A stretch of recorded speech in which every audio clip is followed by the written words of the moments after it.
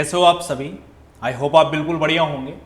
मैं अर्जुन सिंह राठौड़ वेलकम करता हूं आपका आज की क्लास में।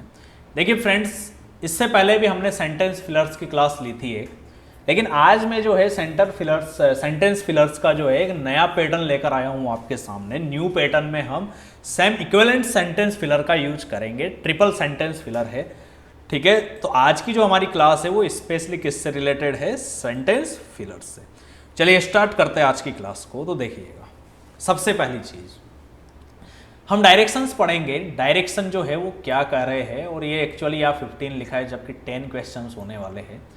तो डायरेक्शन ये कहता है in each of the following sentences there is a blank space followed by some choices of words given in options. नीचे आपको सेंटेंस दिए हुए हैं ABC 3 सेंटेंस, उनमें बोल रहा है there is a blank space. सब में एक ब्लैंक स्पेस है आपके सामने। Followed by some choices of words given in options, नीचे कुछ ऑप्शंस दिए हुए हैं, उनके अंदर से कोई चॉइस जो है वो आपको यहाँ फिल करनी है। You have to determine which of these words fits well in all making them meaningful and grammatically correct. ठीक है, अब देखिए नई चीज आई है यहाँ पर, आपको डिटरमाइन करना है विच ऑफ दीज वर्ड्स, नीचे जो दिए गए जो वर्ड्स है उनमें से कौन सा वर्ड्स फिट्स वेल, अच्छे से इनमें फिट होता है, ऑल मेकिंग दैम मीनिंगफुल, इन तीनों सेंटेंस को मीनिंगफुल बनाने में और साथ ही साथ ग्रामेटिकली करेक्ट करने में। ठीक है, word can be modified according to the tense of the sentence keeping the meaning of root word intact. Okay, देखिए ट्विस्ट दे दिया यहां पर, और इसी चीज को बच्चे अगर नहीं पकड़ पाए ना तो गलत कर सकते सारे क्वेश्चंस को। अब ट्विस्ट क्या कहता है? तो ट्विस्ट हमें यहां पर यह कहता है कि आगे तो बोल दिया ग्रामेटिकली करेक्ट होना चाहिए, लेकिन पीछे बोला है word can be modified, word को आप मॉडिफाइड भी कर सकते हो according to the tense, tense के अकॉर्डिंग। ठीक है, कि टेंस के अकॉर्डिंग अगर कहीं ING लगना चाहिए तो लगा सकते हो, ED लगना चाहिए लगा सकते हो, कुछ और फॉर्म लगनी चाहिए लगा सकते हो। Keeping the meaning of root word intact, बस उसका रूट वर्ड का जो मीनिंग है निकलने वाला है, एक्चुअल में वो क्या मीनिंग देने वाला है उसका रूट वर्ड, उसको आपको सेम रखना है। ठीक है, if none of these words fit well mark your answer is none of these. Clear? देखिए मैंने नन ऑफ दीज नहीं दिया यहाँ पर, एक्चुअल के अंदर मैंने वर्ड्स ही दे दिए आपको यहाँ पर। क्लियर है? तो इसको एक बार आप थोड़ा सा भूल जाइएगा। कंप्लीट है? तो चलिए स्टार्ट करते हैं हम आज की क्लास को। तो कुल मिलाकर इन तीनों सेंटेंस में इनमें से कोई एक आपके ऑप्शन आने वाला है। अब आप मुझे जल्दी से बता दीजिए। ठीक है, अब इसके पीछे मैं आपको बहुत अच्छे एक्सप्लेनेशन देने वाला हूं कि क्या मीनिंग निकल रहा है क्या नहीं है। ठीक है, तो देखिए हम स्टार्ट करते हैं। ऐसे कंडीशन के अंदर आप पहले ये देखो, ऐसे क्वेश्चन को अटेम्प्ट करने से पहले किस तरह से एलिमिनेट किया जाता है। तो एलिमिनेट करने के लिए हम यहां पर देखेंगे कि हमें कौन सा ऑप्शन अच्छे से पता है, या किसी एक सेंटेंस को हम ले लेते हैं। मैंने कहा this book is the nature of many years of hard work. ठीक है, this book is the specification of many years of hard work, this book is the meaning of many years of hard work, this book is the product of many years of hard work, और this book is the inclined of many years of hard work. अब मैं आपको सबसे पहले बताना चाहता हूं कि अगर मैं इंक्लाइंड की बात करूं तो इंक्लाइंड के बाद कभी भी क्या नहीं आता आपके? ऑफ नहीं आता। इंक्लाइंड के बाद हमेशा क्या आता है आपके? टू आएगा। इंक्लाइंड के बाद कभी ऑफ आता ही नहीं है। जबकि आप तीनों में देखोगे तो तीनों में ब्लैंक स्पेस के बाद ऑफ दिया हुआ है। अब ये ऑफ देने का मतलब है कुछ स्पेसिफिक आपको एक तरह से ट्विस्ट दिया है ताकि स्टूडेंट तुरंत पता कर सके। तो इंक्लाइंड के बाद ऑफ नहीं आता, इंक्लाइंड के बाद टू आता है, तो इंक्लाइंड तो ऑप्शन में से हट गया। अगर मैं कहूं this book is the specification of many years of hard work, भाई ये किताब जो है बहुत सालों के हार्डवर्क का स्पेसिफिकेशन है, तो ऐसा तो कुछ हो ही नहीं सकता सेंस आपके। Meaning of many years of hard work, तो मीनिंग मतलब नहीं होगा, नेचर कह सकते हैं हम। ठीक है, लेकिन आगे देखो, people are often nature of their surroundings and upbringing. Clear? तो नेचर ऑफ देयर सराउंडिंग्स हो सकता है क्या? या आगे और देख लो, the billionaire philanthropist tested the nature of a machine. ठीक है, तो नेचर ऑफ ए मशीन हो सकता है the processes human sewage into drinking water and electricity. तो ऐसी कंडीशन में यहां से भी हमारा नेचर हट जाता है। लेकिन अगर मैं कहूं the billionaire philanthropist tested the specification of machine नहीं होगा, मीनिंग ऑफ मशीन नहीं होगा, प्रोडक्ट ऑफ ए मशीन होगा, जो प्रोसेस करता है ह्यूमन सेवेज को किसके अंदर, ड्रिंकिंग वाटर एंड इलेक्ट्रिसिटी को। तो इस सेंटेंस में प्रोडक्ट बिल्कुल अच्छे खासे इस तरीके से जम रहा है, तो हमारा जो आंसर होगा वो क्या निकल कर आएगा, प्रोडक्ट निकल कर आएगा। अब मैं आपके सामने प्रोडक्ट के मतलब बता रहा हूं, पूरे के पूरे एक्सप्लेन अच्छे से करूंगा। Product means something that is the result of a process. तो फर्स्ट वाले में यही हो रहा है, this book is the result of the process of many years of hard work. That's mean यहां पर प्रोडक्ट के, जनरली हम प्रोडक्शन को या प्रोडक्ट को एक उत्पाद के तौर पर ले लेते हैं स्टूडेंट्स, उनको एक दो मीन पता होते हैं, लेकिन इसीलिए मैं आपके सामने सारे लेकर आया हूं ताकि आपको प्रोडक्ट के मीन पता लगे एक्चुअल में क्या होते हैं। तो फर्स्ट में इसलिए जम रहा है, this book is the product of many years of hard work, क्योंकि बहुत सालों की प्रोसेस का क्या है, कि रिजल्ट है। फिर इसके अलावा प्रोडक्ट का मीन समवन और समथिंग दैट इज प्रोड्यूस्ड और influenced by a particular environment और एक्सपीरियंस। तो यहां पर सराउंडिंग्स एक एनवायरमेंट के तौर पर यूज करा जा रहा है, इसलिए यहां पर भी क्या जमेगा, प्रोडक्ट। और थर्ड वाले के अंदर प्रोडक्ट आने का रीजन क्या है, इंक्लाइंड क्यों नहीं आया, क्योंकि inclined comes with two not of. Inclined जो है वो हमेशा किसके साथ आता है, टू के साथ, ना कि ऑफ के साथ आएगा, ठीक है। तो इस कारण से हमने ऑफ को हटाकर राइट क्या किया, टू। आई होप आपको समझ आ चुकी होगी कि क्या अप्रोच होती है, किस तरह से क्वेश्चन किया जाता है। चलिए अगला देखते हैं, क्वेश्चन नंबर 2। अब बताते चलिएगा आप मुझे, जो भी आंसर हो आप लोगों का, एक ही ऑप्शन तीनों में आने वाला है। Very good. आप आंसर लिखने के बाद अपना एग्जैक्ट एक्सप्लेनेशन भी दिया करें कि ऐसा क्यों हुआ है, कमेंट में आप टाइप कर दीजिए अच्छे खासे तरीके से। तो देखिएगा, in the 1970s we all wore cloth and bell bottom pants. तो देखो, एंड तब लगता है जब दो अलग अलग चीजें हो, ठीक है। अब बेल बॉटम पैंट्स जो है वो अपने आप में क्लोथ ही तो है, तो क्लोथ तो यहां पर आ नहीं सकता। वी ऑल वॉर, भाई 1970 में हम सभी पहना करते थे, क्या पहना करते थे, या तो इनमें से एक चीज, और बेल बॉटम पैंट्स पहनते थे ना, वो अमिताभ बच्चन वाली पैंट आती थी यार, वो 1970 की क्या बात करूं, मेरे घर वाले तो जब मैं 9th-10th में हुआ करता था, आई होप मैं आई थिंक 2007 के अंदर मैं 10th में था, और 2007 में जब मैं 10th में था तब मेरे घर वाले वही कपड़े पहनाया करते थे मुझे जनरली, ठीक है। तो मैं कहूं we all wore new and bell bottom pants, नई और बेल बॉटम पैंट्स, तो और अलग करेगा तो न्यू भी नहीं हुआ। मैं कहूं we all wore platforms and bell bottom pants, तो प्लेटफॉर्म्स क्या होता है आप लोगों को पता होना चाहिए, ठीक है। फिर मैं कहूं वी ऑल वॉर स्टेयर, तो स्टेयर तो हम पहना ही नहीं करते, और वी ऑल वॉर पाथ, तो पाथ हम पहन नहीं सकते, तो बचा एक ऑप्शन प्लेटफॉर्म्स। अब प्लेटफॉर्म्स होते क्या है समझना अच्छे से। जनरली आपने देखा होगा बूट होते ऐसे जूते जिनका सोल जो है वो थिक होता है, मोटा सोल होता है, उसे हम क्या कहते हैं, जनरली प्लेटफॉर्म्स कहते हैं। क्या कहते हैं उसे हम, प्लेटफॉर्म्स। और वो चीजें बेल बॉटम पैंट्स पे ही पहनी जाती है। आजकल वापस से बेल बॉटम पैंट्स का ट्रेंड आ चुका है, और उसके नीचे जो मोटे सोल वाले, जो एक तरह से थिक सोल के जो बूट्स पहने जाते हैं, उन्हें हम क्या कहते हैं, प्लेटफॉर्म्स कहते हैं। ये नॉलेज आपको होना बहुत जरूरी है। तो प्लेटफॉर्म्स का देखिए यहाँ पर, platform also mean a shoe with a very thick sole, usually plural form में, ठीक है। तो प्लूरल फॉर्म में क्या हो गया, यहाँ पर प्लेटफॉर्म्स हो गया, तो ये अपनी जगह पे बिल्कुल राइट होता है। फिर देखिए, he stepped up on to the platform and looked out into the audience. अब ऑडियंस की तरफ देखने के लिए वो प्लेटफॉर्म पे ही तो जाएगा ना। अरे ये बात समझ में, that's mean a flat surface that is raised higher than the floor और ग्राउंड, ठीक है। जो किसी से थोड़ा, फ्लोर या ग्राउंड जो होता है उससे थोड़ा सा ऊंचा सरफेस हो, और that people stand on when performing on speaking, ठीक है। तो वो चीज यहाँ सेकंड में जम रही है। The company plans to use the show as a platform to launch the new soft drink, ठीक है। Something that allows someone to tell a large number of people about an idea product. तो वही चीज यहाँ पर हो रही है, इसलिए हमारे यहाँ पर सेकंड में भी क्या जम जाएगा, आपके प्लेटफॉर्म्स जम जाएगा। तो बताइए कोई दिक्कत। और देखो, अब आप बोले सर ए के साथ प्लेटफॉर्म्स तोड़े ना आएगा, एस तोड़े ना लगेगा। तो मैंने आपको बताया था डायरेक्शन में बोला था कि आप अपने अकॉर्डिंग मॉडिफाई कर सकते हो, ठीक है। तो इस तरह से क्वेश्चन की डायरेक्शन अगर आपने अच्छे से पढ़ ली तो आप आंसर भी अच्छे खासे तरीके से बता सकते हो। फिर देखते हैं हम क्वेश्चन नंबर 3। क्वेश्चन नंबर 3 में जो भी है आप मुझे जल्दी से बता दीजिए, तीनों सेंटेंस में आपको क्या एरर लग रही है, ठीक, ओ सॉरी, कौन सा ऑप्शन फिट होएगा, बताइए जल्दी से। तो देखिए, पहला ही उठा लेते हैं। मैंने कहा there are many home built into the system to prevent fraud. हमारे सिस्टम में या तंत्र में फ्रॉड रोकने के लिए कुछ मकान बनाए जाते हैं, तो सिस्टम में फ्रॉड रोकने के लिए मकान कैसे बनाएंगे यार, तो ये तो क्या हो गया, बिल्कुल गलत हो गया। ठीक है, मैंने कहा there are many protect built into the system to prevent fraud, तो प्रोटेक्ट भी नहीं होंगे भाई, बनाए क्या जाएंगे, प्रोटेक्ट थोड़े ना बनाएंगे, तो ये भी गलत हो गया।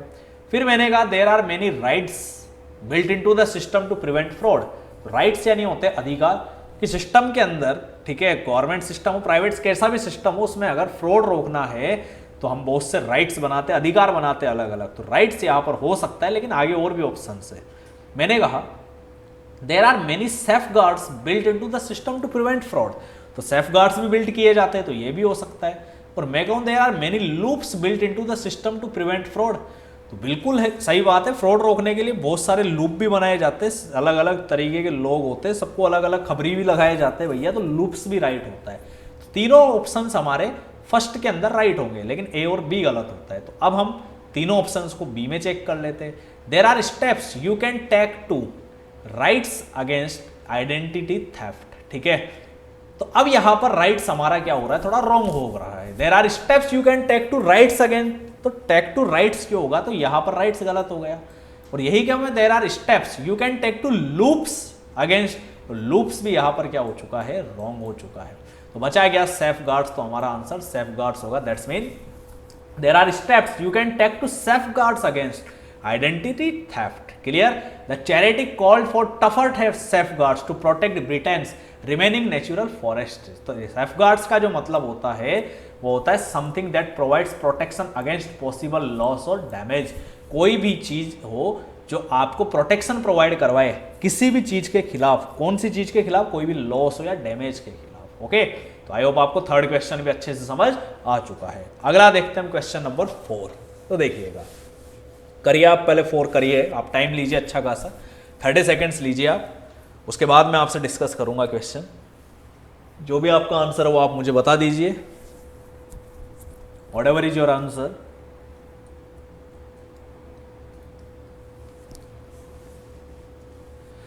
तो चलिए स्टार्ट करते हैं। बिल्कुल बहुत से स्टूडेंट्स का राइट आ रहा है।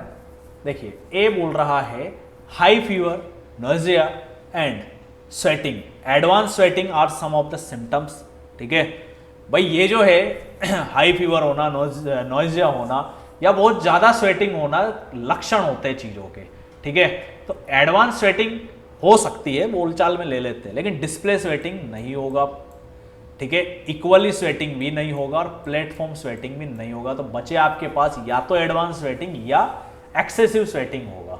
फिर मैं कहूँ she was reprimanded for her advance tardiness या एक्सेसिव टार्डीनेस, तो टार्डीनेस जो होता है वो एडवांस कभी नहीं होती, वो हमेशा क्या होती है, एक्सेसिव फॉर्म होती है। तो इस कारण से यहां पर हमारा डी ऑप्शन ही बिल्कुल राइट हो रहा है। दैट्स मीन एक्सेसिव मीन्स होता है going beyond the usual, necessary और प्रॉपर लिमिट और degree.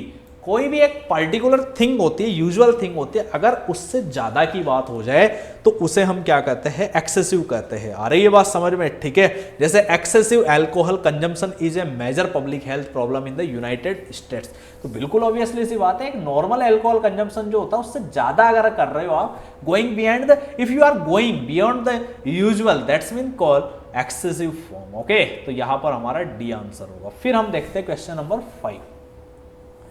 We want to students to read more. Okay, मैं कहूँ we want to initiate students to read more, बिल्कुल हो सकता है we want to initiate students, प्रारंभिक एलिमेंट्री स्टूडेंट्स। ठीक है, फिर मैं सेकंड कहूँ we want to remove students to read more, तो रिमूव हम करेंगे नहीं, तो ये गलत हो गया।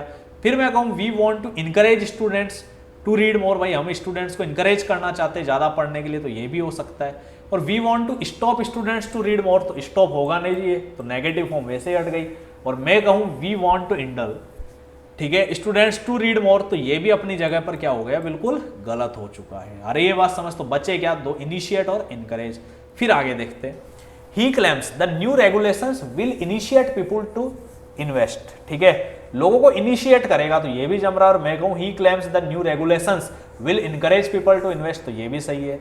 फिर मैं कहूँ I am initiate that the project seems to be moving ahead, और यही मैं कहूँ आई एम इनकरेज, तो अब यहां पर इनिशिएट आपके रॉन्ग हो चुका है और इनकरेज अपनी पोजीशन सही ले चुका है। दैट्स मीन इनकरेज मीन्स होता है to make someone more likely to do something, और to make someone more determined, hopeful और कॉन्फिडेंट। ठीक है, किसी भी चीज को करने के लिए बहुत ज्यादा लाइकली होना या कोई भी चीज करने के लिए बहुत ज्यादा डिटरमाइंड होना, होपफुल होना है, कॉन्फिडेंट होने को क्या बोला जाता है? आपके इनकरेज बोला जाता है। तो बताइए कोई दिक्कत इसके अंदर आपको नहीं है? Very good. फिर अगला देखते हैं क्वेश्चन नंबर 6। तो क्वेश्चन नंबर 6 में जो भी आपका आंसर है वो जल्दी से बता दीजिए मुझे, 30 सेकेंड्स दे रहा हूं आपको, कमेंट कर दीजिए आप लोगों का आंसर जो भी होगा, जल्दी बताइएगा। तो देखिए, a considerable significant combination of the city was flooded. ठीक है, अब मुझे बताओ considerable combination of the city was flooded, तो सिटी का जो फ्लडेड जो हुआ है, सिटी के अंदर फ्लड जो आया है एक तरह से, तो वो कॉम्बिनेशन ऑफ द सिटी हो सकता है क्या? नहीं हो सकता, तो इसे हम हटा देंगे। फिर मैं कहूं एक कंसिडरेबल या significant half of the city, तो हाफ ऑफ द सिटी हो सकती है, आधी सिटी। मैं कहूं पोर्शन ऑफ द सिटी, तो पोर्शन भी हो सकता है। लेकिन मैं कहूं कैपिटल ऑफ द सिटी, तो कैपिटल के लिए कंसिडरेबल या सिग्निफिकेंट क्यों लगेगा यार? तो कैपिटल यहां पर हट जाएगा। और क्वालिटी ऑफ द सिटी भी नहीं होगा। तो हमारे सामने 50-50 में आ चुके हैं एलिमिनेशन पावर के अकॉर्डिंग, एक तो हाफ में और एक पोर्शन में। फिर मैं कहूं a half of the donations will be given to the orphanage, भाई आधा डोनेशन जो है वो ऑर्फनेज को दिया जाएगा, मान लेते सही है। लेकिन अगर मैं कहूं a portion of the donations will be given to the orphanage, तो अनाथालय के अंदर पोर्शन, एक डोनेशन का एक पार्ट दिया जाएगा, तो ये भी सही है। फिर सी में देखें, मैंने कहा she was half with sorrow throughout her life. ठीक है, और यही मैं कहूं she was portion with sorrow throughout her life. तो अब यहां पर देखिएगा आप, clear, to provide with a lot और fate a part of a larger amount area, the amount of food that is serve to a person at one time. तो ऐसी condition में यहां पर आपके to provide with a lot और fate, she was half नहीं होगा, फिर होगा पोर्शन आपके। That's mean she was portion with sorrow throughout her life, मतलब वो दुख का थोड़ा ना थोड़ा भाग किसी भी तरह से उसके पूरी लाइफ के दौरान चला। क्लियर, तो इस तरह से हमारा ऑप्शन सी राइट हो चुका है। फिर देखते हैं हम 7 कहता है many young people are still shedding the motivated of our parents. तो भैया सेडिंग हो रहा है एक तरह से, तो मोटिवेटेड तो हो ही नहीं सकता, नेगेटिव बात हो चुकी है भैया यहाँ पर। तो ऐसी कंडीशन में मोटिवेटेड, हैप्पीनेस, एंथुजियास्टिक, ये वाले ऑप्शंस तो वैसे ही हट जाएंगे आपके। ठीक है, बचा गया इग्नोरेंस और टीयर्स। फिर मैं कहूँ a negative attitude about another race is an example of tears. भाई किसी दूसरी जाति के लिए अगर आपका नेगेटिव एटीट्यूड है तो वो किस चीज का एग्जाम्पल है? टीयर्स का होगा क्या? आंसुओं का होगा क्या? नहीं, वो किसका एग्जाम्पल है? इग्नोरेंस का। तो हमारा आंसर क्या हो जाएगा? इग्नोरेंस। इग्नोरेंस मीन्स होता है lack of knowledge, a lack of understanding, a lack of education, the start of being ignorant। किसी भी चीज को इग्नोरेंट करने की जो एक स्टेट होती है उसके लिए हम इग्नोरेंस वर्ड का यूज लेते हैं। जैसे देखो, when tobacco was first used, people was largely ignorance of the harmful side effects of it। मतलब किसी चीज की नॉलेज नहीं होने को हम किसके तौर पर यूज लेते हैं? इग्नोरेंस। तो हमारा यहाँ पर आंसर जो है वो क्या होगा? इग्नोरेंस होगा। चलिए क्वेश्चन नंबर 8 देखते हैं अब हम। Don't believe everything she tells you.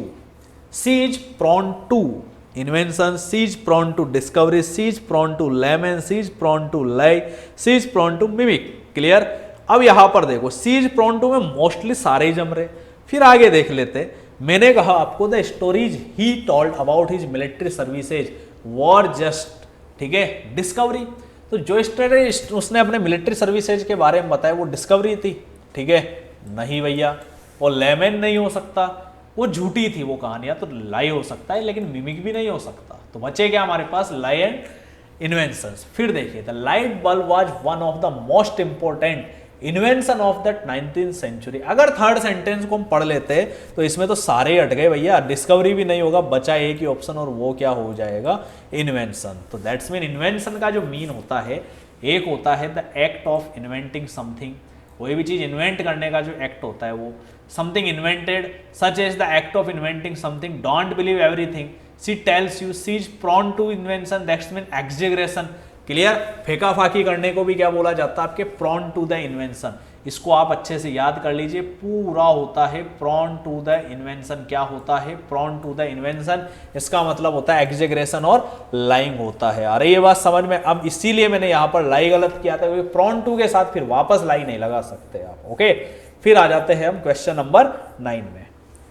Question number 9 देखिए आप अच्छे से, all of these elements to make a wonderful entertaining movie. Clear. अब इसमें मैं अगर आपसे बात करूं तो all of these elements exclusive to make a wonderful entertaining movie. ठीक है, तो एक्सक्लूसिव हो सकता है, लेकिन मैं कहूं all of these elements several, ठीक है, तो सेवरल नहीं होगा, कंबाइंड हो सकता है। ठीक है, इसी तरह से मैं कहूं all of these elements try to make a wonderful entertaining movie, तो ये भी हो सकता है। और all of these elements develop to make, तो ये भी हो सकता है। फिर मैं कहूं this method of payment exclusive the advantage of cash with the convenience of a cheque. तो ऐसी कंडीशन में अगर मान लीजिए मैं बात करूं आपसे यहां पर, तो ऐसी कंडीशन में आपके यहां एक्सक्लूसिव नहीं होगा, this method of payment exclusive नहीं होगा आपके। ठीक है, यहां मैं बात करूं this method of payment try नहीं होगा, this method of payment develop नहीं होगा, बचा क्या, कंबाइंड होगा। The groups have combined forces to lobby for reform. तो दैट्स मीन कंबाइंड का मीन होता है टू कॉज टू और more things to be together और टू वर्क टुगेदर, साथ ही टू हैव टू और more different things at the same time. Clear है, तो बताइए कोई दिक्कत इसके अंदर।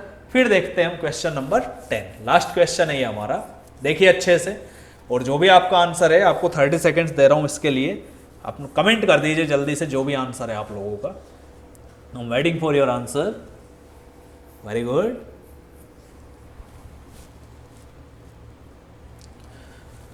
ओके, बहुत से स्टूडेंट्स का सही आ रहा है बिल्कुल आंसर। चलिए देखते हैं अब हम। मैंने कहा his attention to details shows in the depth of his work, हो सकता है। मैक्स ऑफ हिज वर्क नहीं हो सकता क्योंकि मैक्स का सेंस नहीं बन रहा। सेल्स ऑफ हिज वर्क भी नहीं हो सकता, और एक्यूरेट ऑफ हिज वर्क हो सकता है। फिर मैंने कहा the store sells depth furniture at reasonable price, तो डेप्थ फर्नीचर होता नहीं है, लेकिन क्वालिटी फर्नीचर जरूर होता है। एक्यूरेट फर्नीचर भी मान लेते हैं, कोई कह दे भैया कि फर्नीचर बिल्कुल एक्यूरेट है, वैसे होता नहीं है। लेकिन थर्ड ऑप्शन अगर हम देखें, C sentence, counselors are urging that working parents try to spend more quality time with their children, तो एक्यूरेट टाइम नहीं होगा, क्वालिटी टाइम होगा, इसलिए सी ऑप्शन हमारा बिल्कुल राइट होता है। बताइए कोई दिक्कत इसके अंदर आपको नहीं है। आई होप आपको समझ आ चुका है अच्छे खासे तरीके से। तो ये हमारे जो डायरेक्शंस थे उसके अकॉर्डिंग हमने ये 10 क्वेश्चंस करे। न्यू पैटर्न पे आपको सेंटेंस फिलर्स वाले क्वेश्चन मिले। देखिए इंपॉर्टेंट ये नहीं है कि आप सेंटेंस फिलर्स कर रहे हो, इंपॉर्टेंट ये है कि आप अगर सेंटेंस फिलर्स के around 6 to 7 new pattern type अगर कर लेते हो तो अपकमिंग एग्जाम्स में आपका डायरेक्शंस पढ़ने का टाइम बिल्कुल सेव हो जाएगा। क्लियर। तो अगर आपको हमारी क्लास अच्छी लगी है तो इससे आप सब्सक्राइब करिए हमारे चैनल को, शेयर करिएगा अपने फ्रेंड्स के साथ, और हमारा डेली इससे रिलेटेड आपको और भी क्वेश्चंस करने हैं तो हमारे टेलीग्राम चैनल बैंकर्स नीति को आप ज्वाइन कर लीजिए। टेलीग्राम ग्रुप जो है डिस्कशन के लिए इंग्लिश बाय अर्जुन सर, उसको आप ज्वाइन कर लीजिएगा। हमारे साथ जुड़े रहिएगा आगे की और अच्छी क्लासेज के लिए। Thank you so much guys and